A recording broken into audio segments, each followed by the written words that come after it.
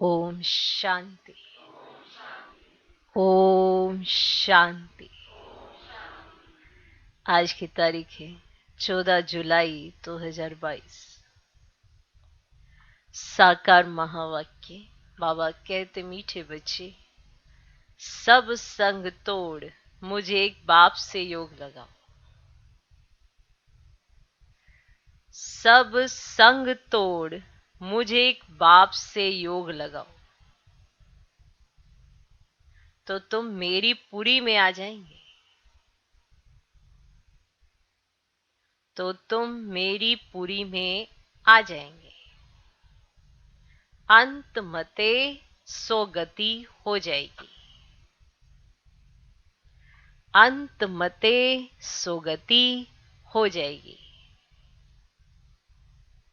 बाबा कहते, मीठे बच्चे, सब संग तोड़ मुझे एक बाप से योग लगाओ, तो तुम मेरी पुरी में आ जाएंगे।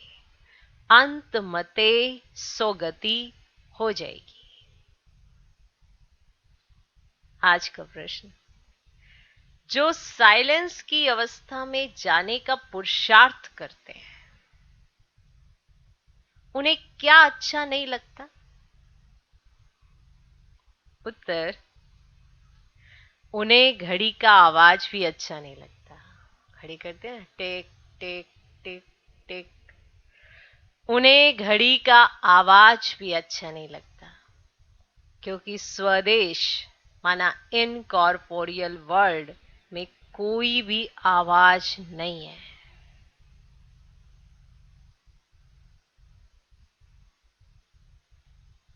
उन्हें घड़ी का आवाज भी अच्छा नहीं लगता, क्योंकि स्वदेश माना इनकॉर्पोरियल वर्ल्ड में कोई भी आवाज नहीं है। इसलिए तुम वाणी से परे जाने का पुरुषार्थ करते हो। इसीलिए तुम वाणी से परे जाने का पुरुषार्थ करते हो।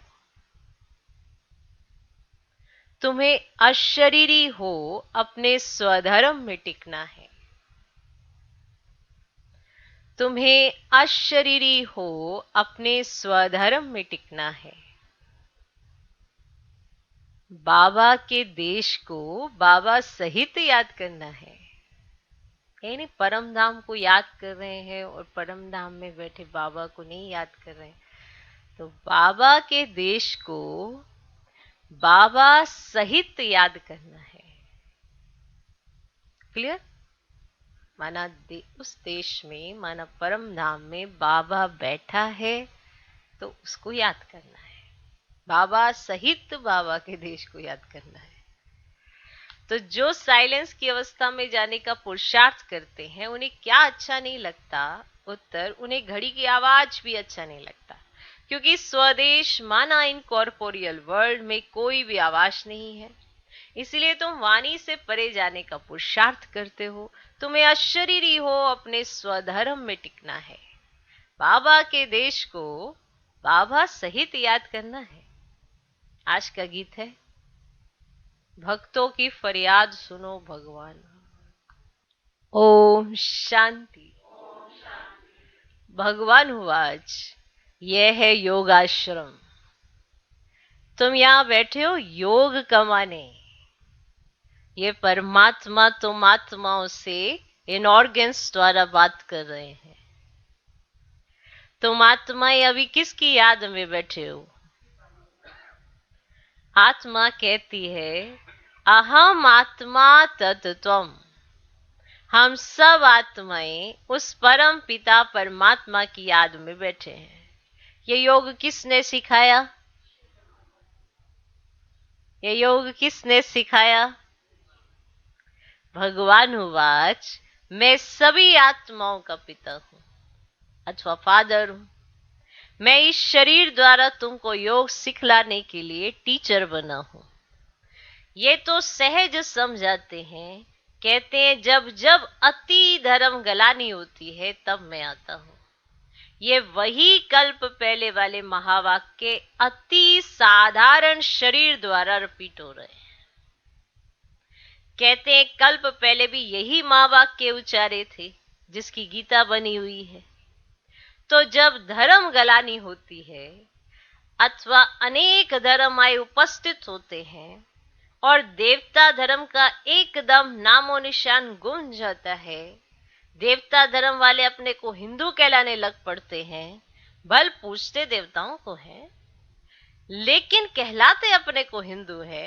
जैसे देवता धर्म के बदले हिंदू धर्म रिप्लेस हो जाता है, इसको कहते हैं धर्म गलानी। है देवता धर्म के, अब रिप्लेस कर दिया अपने को हिंदू धर्म, अब इसको कहते हैं धर्म गलानी। जब वह एक दैवी धर्म का नामो निशान गुम जाता है, उसके बदले अनेक धर्म मठ पंथ निकल पड़ते हैं। यह वही कल्प पहले वाली गीता रिपीट हो रही है। यह भगवानुवाच, दूसरा तो कोई कह नहीं सकता। वही आकर फिर वही गीता के महावाक्य रिपीट कर रहे हैं। ये महावाक्य और कोई शास्त्रों में नहीं है। गीता में है भगवानुवाच, भगवान खुद समझाते हैं, कहते जब अनेक धर्म हो जाते हैं, कलयुग की अंत आकर पहुंचती है, तब कल्प के संगम पर मैं आता हूं। क्योंकि कलयुग को कहा जाता है तमो प्रधान, सतयुग है सतो प्रधान, जहां परम पिता परमात्मा का गॉड गॉडेज राज्य अथवा देवी देवताओं का राज्य चलता है। वह भी इस ही स्टेज पर चलता है। वैकुंठ कोई दूसरी जगह नहीं है। इस ही भारत में देवी देवताओं का राज्य था, जो अब प्राय लोप हो गया है। परमात्मा को कहते हैं गॉड इज नॉलेजफुल। वह एक ही ज्ञान का सागर, आनंद का सागर, सुख का सागर है। उसके सिवाय और कोई में गॉडली ज्ञान है ही नहीं। तो दूसरा कोई को ज्ञानी कैसे कह सकते? जो ये ज्ञानी शब्द है, जो ये ज्ञान के सागर के लिए बाबा के लिए कहते, तो बाबा के लिए ही है। बाकी और किसी को ज्ञानी कैसे कह सकते जब उन्हें ये सब पता ही नहीं है।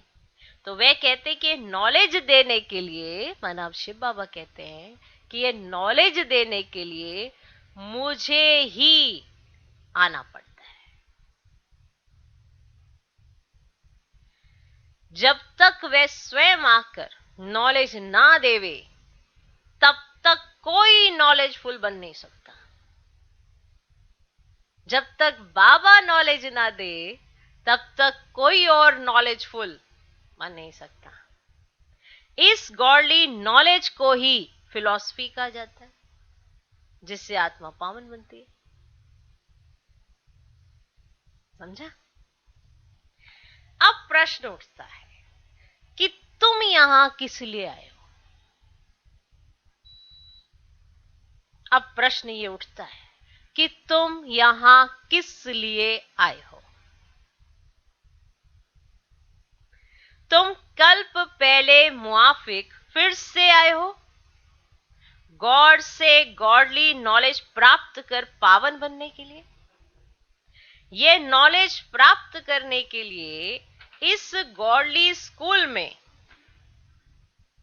ज्वाइंट होना पड़ेगा। ज्वाइनिंग दिखानी पड़ेगी ना, ज्वाइंट होना पड़ेगा। दूसरा कोई तो गॉडली नॉलेज दे नहीं सकता। वो कहते हैं हम सब में गॉडली नॉलेज है। कौन सी नॉलेज है? कह देते हैं ईश्वर सर्वव्यापी है, लेकिन परमात्मा कहते हैं कि यह मिथ्या ज्ञान है, मैं तो सर्वव्यापी नहीं हूं। ये तो मिथ्या ज्ञान हो गया ना, क्योंकि परमात्मा ने स्वयं कहा मैं सर्वव्यापी नहीं हूं, तो ये मिथ्या ज्ञान हो गया। मैं तो जो हूं, जैसा हूं, तुम बच्चों के आगे प्रत्यक्ष होता हूं। जब तक मैं अपना ज्ञान स्वयं आकर ना सुनाऊं, तब तक मुझे कोई जान नहीं सकता और ना कोई मेरे पास पहुंच सकता जब तक मैं ना सुनाऊं। ना कोई मुझे जान सकता, ना कोई मेरे पास पहुंच सकता, इसीलिए मुझे आना पड़ता है। और मैं आता हूं कल्प के संगम पर, बस। और जब मैं आता हूं तब ये ज्ञान देने वाले डॉक्टर और फिलॉसफी साधु महात्मा होते हैं। माना जब मैं आऊं तो ऑलरेडी यहां पे इतने सारे साधु संत महात्मा और फिलॉसफी बांटने वाले बहुत निकल पड़े। मैं सोचा मैं ही जा रहा हूं। सोचो, तो वह भी तो यही ज्ञान देते हैं कि हम सब परमात्मा है। वह भी ये ज्ञान दे देते हैं हम सब परमात्मा है। अब एक तरफ कहते हैं परमात्मा एक है, ठीक, दूसरी तरफ उन्हों की अनेक मत है। अब किसको मानना चाहिए? उन्हों को गॉड ने तो मत नहीं दी ना, क्योंकि गॉड तो आया ही नहीं। गॉड ने तो मत नहीं दी ना। एक तरफ है गॉड की एक मत, दूसरी तरफ इतनी अनेक मतें। तब परमात्मा कहता है इतने सब अनेक मत को खल्लास कर एक मत स्थापन करने मुझे आना पड़ता है। समझे कि मैं आता क्यों हूं? तुम यहां आए किस लिए हो? पता तो होना चाहिए ना कि मैं क्यों आता हूं। तो इतनी मतें हो गई, इतनी मतें हो गई, और जो मेरी एक मत थी वो तो है ही नहीं कहीं। तो वो एक मत देने मुझे ही आना पड़ता है। और ऐसे ऊपर बैठे तो मेरी मत जाने से रही, समझ ही नहीं आएगा। ठीक है, बड़ी अच्छी बातें बाबा है ना, पूरी आपको बता रहे हैं। अब उन्होंने तो कह दिया कि हम सब परमात्मा है, परमात्मा सर्वव्यापी है। अब इतनी सारी मतें हो गई हैं तो किसको यही नहीं पता कि परमात्मा देते कौन सी मत है। क्लियर? तो मुझे आना पड़ता है। कल्प कल्प का ये प्रोग्राम मेरा अनादि नूंदा हुआ है। ठीक है, मेरा ये प्रोग्राम है, ये अनादि नूंदा हुआ है। अब दूसरे किंग आदि का तो 8-10 दिन का प्रोग्राम रखते हैं, लेकिन परमात्मा का तो कल्प कल्प का प्रोग्राम अनादि गीता में नूंदा हुआ है।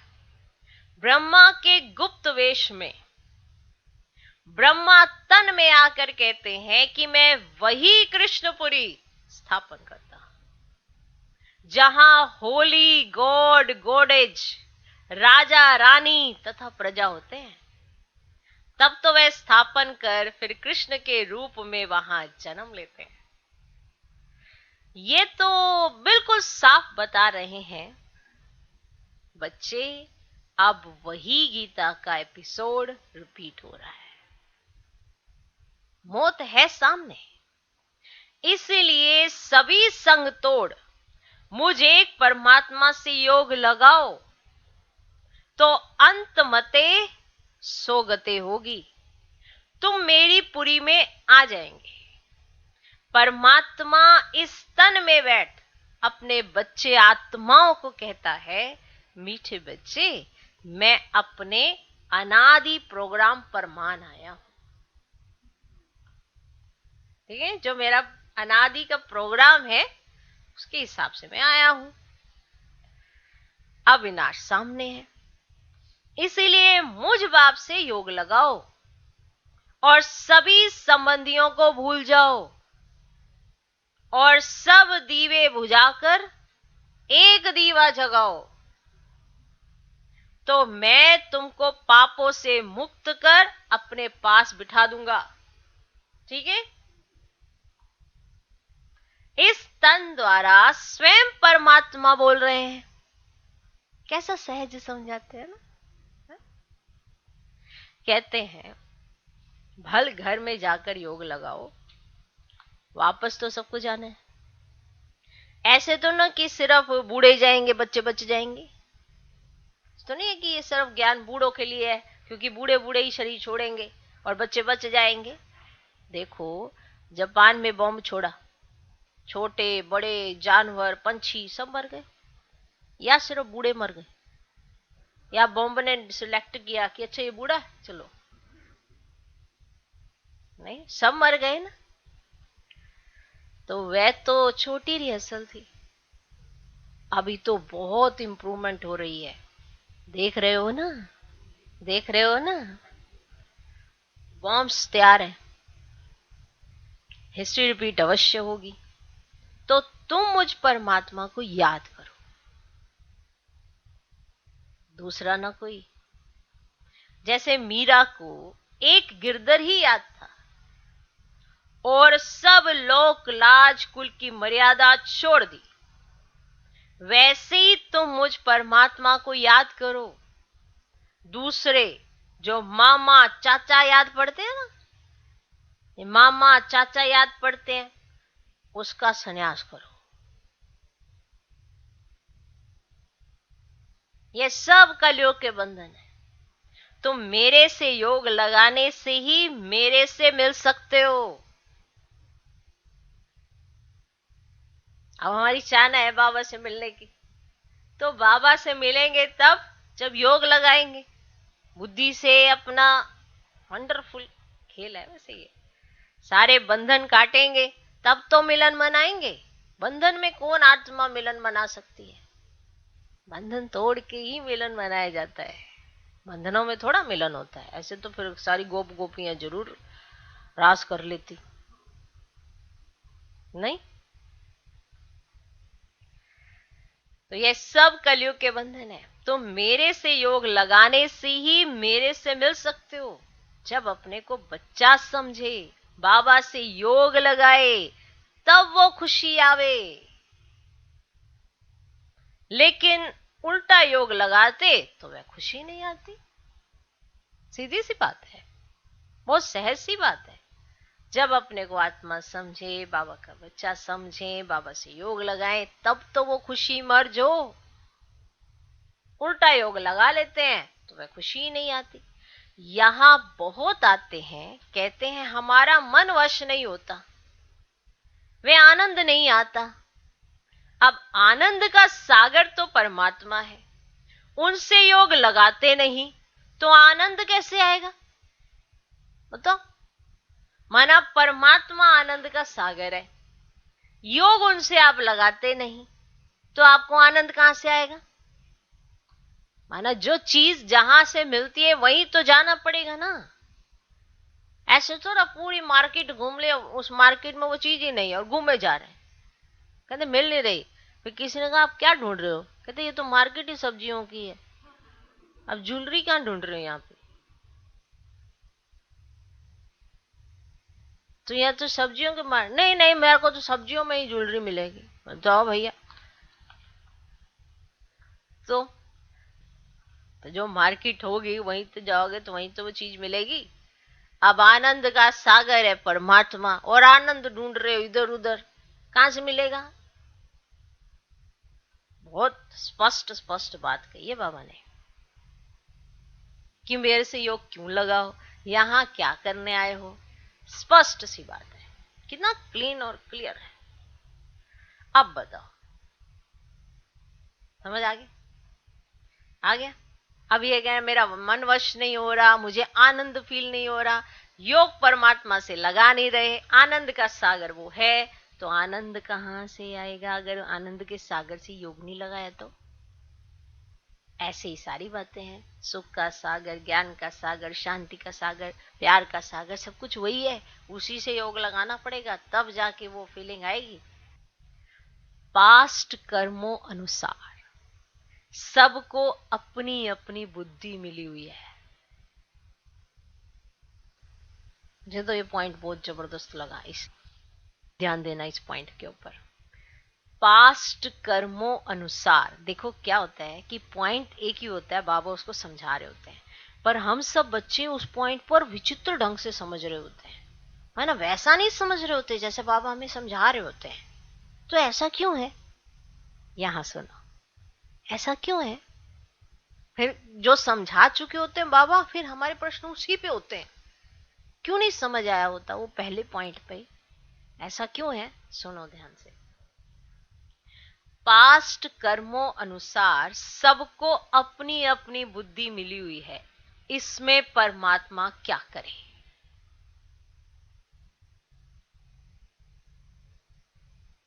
इसमें परमात्मा क्या करे? परमात्मा तो सबको इकट्ठा पढ़ाते हैं। कोई तो यहां ही पढ़कर फिर पढ़ाने लग जाते हैं, यहां से पढ़ा और फिर पढ़ाने लग पड़ते हैं। कोई तो पहली पोथी में ही मुझे हुए हैं, पहला टॉपिक ही क्लियर नहीं है। कोई तो पहली पोथी में ही मुझे हुए हैं। तो यह भी बुद्धि का चमत्कार है। क्लास में भी कोई पहला नंबर लेते, पहला नंबर आते, कोई फेल होते। क्यों? क्योंकि बुद्धि पर सारा मदार रहता है। और यह बुद्धि मिली आपको माना गिफ्ट में पास कर्मों अनुसार। जिनकी बुद्धि मूंजी हुई रहती, इसमें परमात्मा का कोई दोष नहीं है। इसीलिए बाबा कहते हैं अपने विकर्मों को करो विनाश और बुद्धि के ऊपर से हो जाएगी सफाई। और बाबा जो समझाएंगे आपको तुरंत समझ में आएगा। इसीलिए बाबा जब पढ़ाते हैं, सब पढ़ते हैं, मुरली सबके पास एक समान ही जाती है, अलग अलग मुरलियां नहीं है, एक ही मुरली जाती है। पर उसमें कोई उस पॉइंट, किस पॉइंट को उठाता है, कौन किस पॉइंट को उठाता है, किसका इंटरेस्ट बैठता है, किसका नहीं बैठता, सब अपने अपने कर्मों अनुसार। क्योंकि बुद्धि गिफ्ट में वैसी मिली है। इसीलिए बाबा कहते योग लगाओ, विक्रम विनाश करो और बोझा उतारो और बुद्धि हल्की हो जाएगी, जजमेंट अच्छी होने लगेगी और तुरंत आपको अनुभूतियां होने लगेंगी। ये अनुभव क्यों नहीं होते? किसी का कोई दोष नहीं है, अपना ही दोष है, पास कर्मों का हिसाब किताब है। सारा बुद्धि पर मदार रहता है। इसमें परमात्मा क्या करे? बताओ ना, क्या करे परमात्मा? उसने एक समान पढ़ाया, एक समान समझाया, समझा नहीं समझा, ये हमारा कर्म है ना। क्या करे परमात्मा इसमें? सबकी तीक्ष्ण बुद्धि करे तो सभी पहला नंबर आ जाए। अगर सबको एक समान बुद्धि बना दे बाबा, तो बताओ फिर क्या माना, हमारा कर्म क्या रहा? हमें किस कर्म की प्रारब्ध मिलेगी, किस कर्म का पुरुषार्थ क्या करेंगे हम? बताओ। फिर तो सबकी एक समान तीक्ष्ण बुद्धि हो गई ना। फिर क्या पुरुषार्थ तो क्या प्रारब्ध, क्या राजा तो क्या रानी तो क्या प्रजा। फिर तो कोई हिसाब ही नहीं बैठेगा, फिर राजधानी कैसे स्थापित होगी? इसीलिए इसमें बाबा क्या करे, परमात्मा क्या करे? ये हमको कर्म करना है, अपनी बुद्धि को आप समान बनाओ ना। जो भगवान समझाए वो सहज समझ में आए। इसके लिए याद की यात्रा बहुत जरूरी है, जिससे बुद्धि के ऊपर जो ये पता नहीं कितने सारी पर्दे लगे पड़े हैं उतर जाए, छट जाए ये सारे काले पर्दे से, तो सही मायने में सही चीज समझ आ पाए। और अगर आ गई तो फिर आपकी जजमेंट पावर अच्छी हो जाएगी और फिर आपको अनुभव भी होगा। क्लियर? क्लियर? बहुत जबरदस्त है। अब मत कहना कि बाबा इसकी बुद्धि का ताला खोलो, उसकी बुद्धि का ताला खोलो। आप पुरुषार्थ करो और प्रारब्ध लो। अगर बाबा सबकी बुद्धि एक समान बना दे तो फिर तो सबके सब पहला नंबर आ जाए। इसमें हमारा कर्म या हमारा पुरुषार्थ तो कोई मतलब ही नहीं बनता। फिर कर्म के फल का मतलब ही बदल जाएगा। समझा? जब कोई पर ग्रहचारी होती है तो कितनी भी दवाई करो उसका असर ही नहीं होता। जब किसी पर ग्रहचारी बैठी होती है, मान लो उसको कितना भी समझाने की कोशिश करो ना कि ऐसा नहीं ऐसा नहीं, उस पर असर ही नहीं हो रहा होता। तो इसे उसे छोड़ देना पड़ता है। भाई छोड़ो भैया, जब इसकी ग्रहचारी उतरेगी इसे यही वाली बात अच्छे से समझ आ जानी। अभी इस पे क्या चढ़ी हुई है? ग्रहचारी। ऐसे किसी को देहाभिमान आता है ना, देहाभिमान आता है तो क्या करते हैं, वो सुनने को तैयार ही नहीं होते हैं, सही बात भी स्वीकार नहीं करते। फिर समय उनका जब देहाभिमान उतारता है, ग्रहचारी उतरती है, तब उन्हें समझ आता, तब तक बहुत देर हो चुकी होती है। क्लियर हुआ? तो है ना विशेष पॉइंट। तो जब कोई पर ग्रहचारी होती है तो कितनी भी दवाई करो उसका असर ही नहीं होता, और जब उतरने का टाइम आता है तो मिट्टी चपटी से भी बीमारी ठीक हो जाती है। मिट्टी लगाई, बीमारी ठीक हो गई। तो जब समय आएगा तो ये पॉइंट्स भी किसकी बुद्धि को टच हो जाएंगी, जो भगवान ने समझाया हुआ है वो बुद्धि को टच होने लगेंगी। अभी कहीं नहीं सुनते हैं, आगे चल सुनने लग पड़ेंगे। इसमें हमको राजी रहना पड़ता है। इनको क्या रहना पड़ता है? राजी रहना पड़ता है। परमात्मा के आने जाने ज्ञान सुनाने की गति न्यारी है। ओके, विशेष पॉइंट क्लियर हुआ। दूसरी मुरली। ओम शांति। घड़ी का भी आवाज नहीं चाहिए, क्योंकि अभी हमारी वानप्रस्थ अर्थात वाणी से परे अवस्था है। हम वाणी से परे जाते हैं इन कॉर्पोरियल वर्ल्ड, जहां आत्माएं रहती हैं। वहां वाणी नहीं है, सुप्रीम साइलेंस है। तो इस साइलेंस अवस्था में पहुंचने का पुरुषार्थ करते हैं, इसलिए आवाज अच्छा नहीं लगता। उस स्वदेश में आवाज नहीं होता है, इसीलिए वानप्रस्थ अर्थात वाणी से परे जाने के लिए हम पुरुषार्थ करते हैं। वानप्रस्थ का अर्थ ही है निर्वाण देश में जाना, जहां हम तुम और सारी दुनिया की सोल्स निवास करते हैं। ये कॉर्पोरियल वर्ल्ड तो है पार्ट बजाने के लिए स्टेज, बाकी बिगर पार्ट वहां स्वीट साइलेंस होम में जाकर निवास करते हैं। ये साकार खेल चलता है आकाश तत्व में, और आत्माओं का देश है महातत्व, वह बहुत दूर देश है। तो जो उस साइलेंस देश से योग लगाए बैठते हैं उनको घड़ी का आवाज भी अच्छा नहीं लगता। इसको कहा जाता है अपने असली स्वधर्म में टिकना अथवा अशरीरी हो रहना, अर्थात अपने बाबा के देश को बाबा सहित याद करना। क्योंकि अपना बाबा है उस दूर देश का रहने वाला, वहां से आता है इस पराये देश में। पराये देश में क्यों आता है? अपनी बादशाही स्थापन करने गुप्त वेश में आता है। उनका पार्ट है इनकॉग्निटो, और तुम्हारा ये पुराना शरीर है। ऐसे मुझे भी पुराने शरीर में प्रवेश कर इस पुरानी सृष्टि का विनाश और नई दैवी सृष्टि की स्थापना करने आना पड़ता है। तो पुराने घर में जो आएगा तो जल शरीर भी तो पुराना लेना पड़ेगा ना। अब पुराने घर में आया है तो शरीर भी तो पुराना लेना पड़ेगा ना।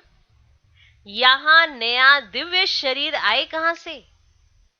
बताओ कहां से आए? तो वो भी है इनका पुराना तन, जिस तन से श्री कृष्ण की राजधानी स्थापन करते हैं। तो इनके पास जो आते हैं ना, जो ब्रह्मा बाबा के पास आते हैं, उनको पहले साक्षात्कार भी उस वैकुंठ का होता है। वैकुंठ की बाल लीला, रास लीला देखते हैं अथवा विष्णु का साक्षात्कार करते हैं। क्योंकि अगर सुप्रीम सोल का साक्षात्कार कराएं तो वह समझ ही नहीं सकेंगे कि ये क्या चीज है। क्योंकि उस बाप का तो कोई को पता ही नहीं है कि ये कोई परमात्मा है। बल पूजा करते हैं लेकिन जानते कोई नहीं। वो तो कहते हैं परमात्मा सर्वव्यापी है, तो सब परमात्मा हो गए। बाप की शिवलिंग के ऑक्यूपेशन का तो कोई को पता ही नहीं है कि ये हमारा परम पिता है, जो आकर स्थापना विनाश पालना करने अर्थ 3 रूप धारण करते हैं। वह तो इसी समय आकर अपना ऑक्यूपेशन बताते हैं और कहते हैं जिसको बैकुंठ की बादशाही का वारिस बनना हो तो वह यहां आकर मेरा बच्चा बने। ठीक है, जिसको बैकुंठ की बादशाही चाहिए वो यहां आए और मेरा बच्चा बने। मैं उनको संपूर्ण निर्विकारी बनाए अपनी राजधानी में ले जाऊंगा। ये आता ही है सभी मैली सोल्स को प्योरीफाई बनाने। इससे प्रकृति भी पवित्र बन जाती है। वहां तो सोल्स भी प्योर, तो 5 तत्व भी प्योर होते हैं। है ही डीटी वर्ल्ड, तो फिर क्या? इस समय वह डिटिज्म की फिलॉसफी गुम हो गई है। कोई को पता ही नहीं है कि डीटी वर्ल्ड भी यहाँ थी। वो समझते हैं कि ऊपर आकाश में कोई देवताएं रहते हैं, लेकिन उनके चित्र यहाँ है, हिस्ट्री यहाँ है, तो जरूर यहाँ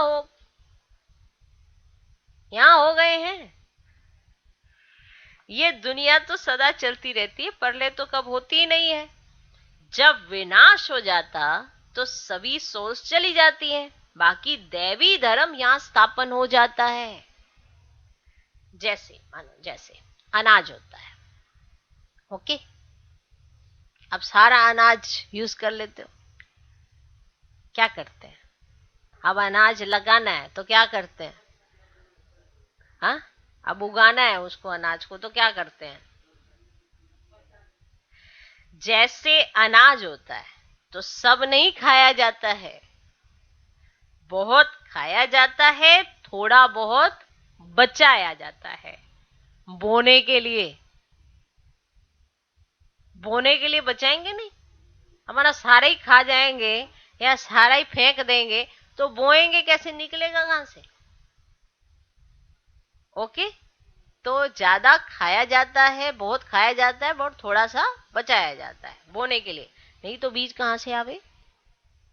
ये तो बताओ, बीज कहां से आवे?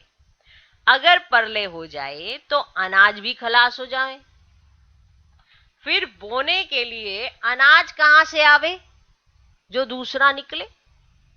तो अनाज भी जैसे अनादि है ही, तो मनुष्य भी है ही।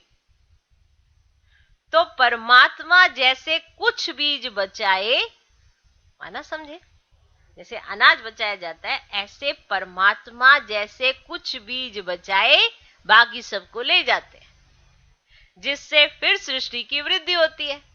अब आप कहते भी हैं कि मैं अनेक धर्म विनाश कर एक धर्म स्थापन करता हूं। ऐसे तो कहते नहीं कि मैं प्रलय कर देता हूं, ऐसे तो नहीं कहते कि मैं प्रलय कर देता हूं। यह सबका अंतिम जन्म है, फिर मृत्यु लोक में कोई का जन्म नहीं होगा, सब चले जाएंगे। उसमें थोड़े बीज बच जाते हैं, जिससे धीरे धीरे बढ़कर त्रेता के अंत तक 33 करोड़ देवी देवताएं होते हैं। 33 करोड़ देवी देवताएं होते हैं।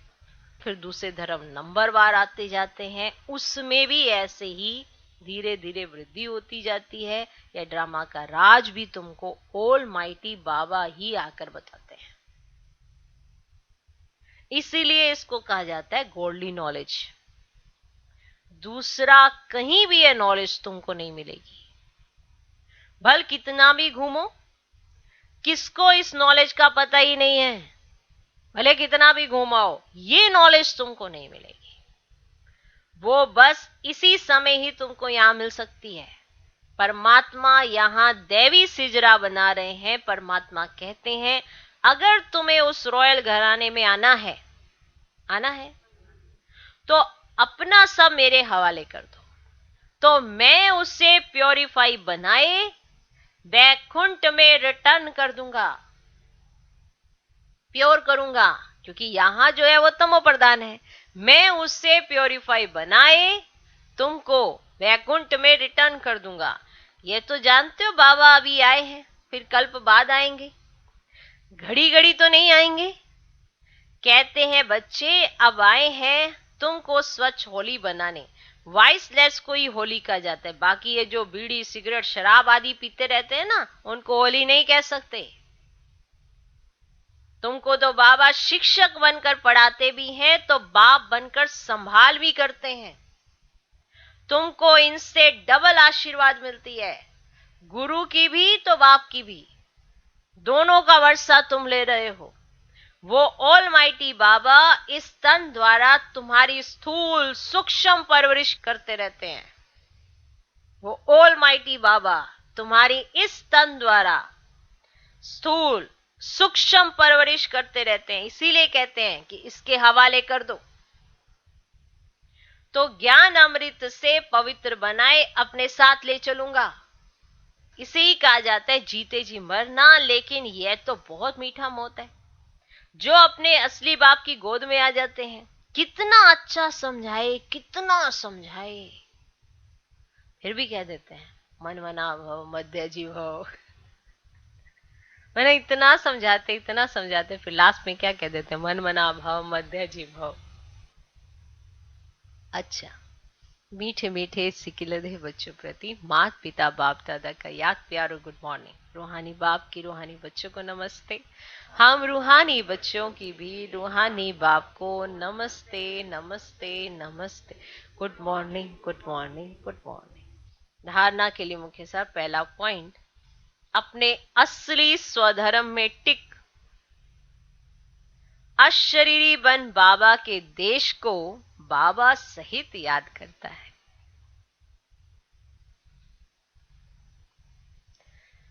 अपने असली स्वधर्म में टिक, अपने असली स्वधर्म में टिक अशरीरी बन बाबा के देश को बाबा सहित याद करना है, साइलेंस में रहना है। दूसरा पॉइंट, रॉयल घराने में आने के लिए अपना सब कुछ हवाले कर प्योरीफाई बनाना है।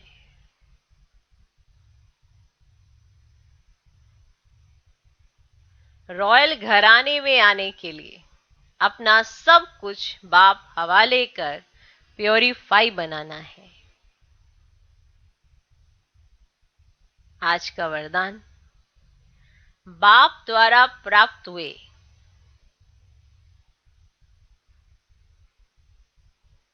सर्व खजानों को कार्य में लगाकर बढ़ाने वाले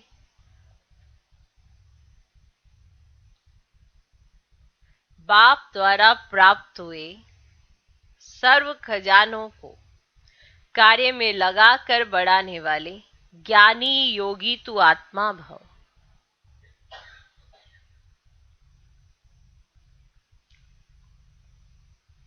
बाप द्वारा प्राप्त हुए सर्व खजानों को कार्य में लगाकर बढ़ाने वाले ज्ञानी योगी तू आत्मा भव। बाप दादा ने बच्चों को सर्व खजानों से संपन्न बनाया है, लेकिन जो समय पर हर खजाने को काम में लगाते हैं उनका खजाना सदा बढ़ता जाता है। वे कभी ऐसे नहीं कह सकते कि चाहते तो नहीं थे लेकिन हो गया। खजानों से संपन्न ज्ञानी योगी तू आत्माएं पहले सोचती हैं, फिर करती हैं।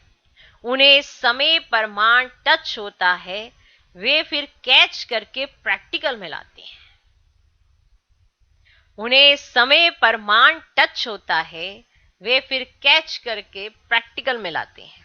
एक सेकंड भी करने के बाद सोचा तो ज्ञानी तो आत्मा नहीं कहेंगे। माना कर लिया फिर सोचा, अच्छा ये ऐसा है, इसका कारण ऐसा होता है, करना नहीं चाहिए था, तो फिर वो ज्ञानी तो आत्मा नहीं। आज का स्लोगन, स्वभाव और विचारों में अंतर होते हुए भी, स्वभाव और विचारों में अंतर होते हुए भी स्नेह में अंतर नहीं होना चाहिए। स्वभाव और विचारों में अंतर होते हुए भी स्नेह में